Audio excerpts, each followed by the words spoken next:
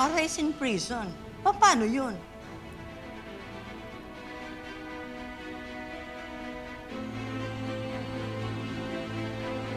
Si Lucy, magtago ka na, magtago. Oo.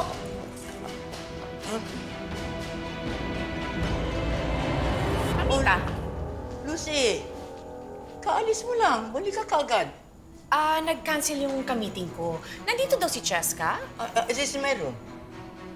Parang may bisita kayo, Mamita. Bisita? Sino may sabi sa may bisita ko? Wala akong bisita. Wala, Mamita. Kunin ko lang si Cheska. Okay.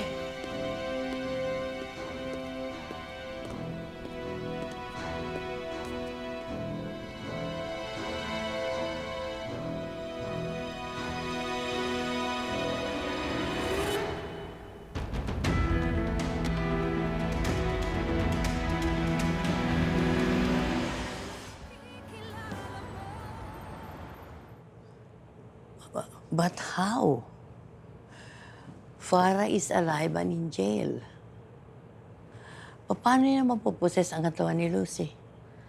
Ma'am, sa totoo lang, hindi ko rin po alam ang sagot sa tanong niyo. Sa tanang buhay ko, ngayon lang po ako may nakaharap ng ganitong kaso. Pero hindi pwedeng hindi tayo sigurado. Sigurado po ako sa nakikita ko. Si Farah, siya po ang nasa katawan ni Lucy. Pero kung paano niya nagawa yun, But that's exactly my point. If you don't know how it happened, then paano mo nalaman nakikita mo? You know, the devil knows a lot of tricks. Baka mamaya, hindi pala si Farah ang nakikita mo. Well, let's investigate this much further para malaman natin kung ang katawan ni Farah ay talagang naki Lucy. Okay? Opo, ma'am. Ma'am, paano po yung mga kasama niyo sa bahay? What do you mean? Kahit ano pa pong nilalang ang sumapi sa katawan ni Lucy, isa lang ang nakakasiguro ako. Hindi siya sumapi para gumawa ng kabutihan. Panigurado ko, may masamang binabalak ang espiritu na yun. My God.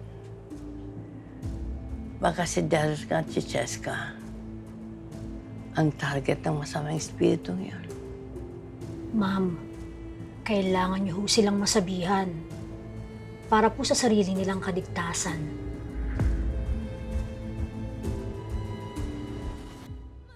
Sinabi sa akin ni Darius na isa ka raw fake. Dahil po sa sinabi ko tungkol kay Lucy.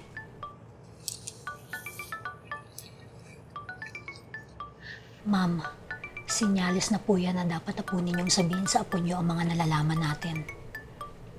Hello? Oh, Darius. Yes, Mamita. Kamusta ho kayo? I'm okay naman. How's Davao? Okay naman. It's as beautiful as ever. Kaya lang, mas maganda kung nandito kayo at kasama ko rin ang aking mag-ina. Meron sana akong sasabihin sa iyo, Iyo. Oh, ano po yan, Mamita? Well, I miss you, Iyo. I wish you were here so that I can hug you. Oh, I miss you too, Mamita. Kailan ka babalik dito? Oh, in 2 days. Well, I'll see you soon. You take care of yourself, ah. You're the only one I have. Remember that. Mamita, mag-ingat din po kayo. And please take care of my family too. I will. Okay, bye. Thank you, Mamita. I love you. Ma'am, bakit hindi kayo nagsumbong sa apo niyo?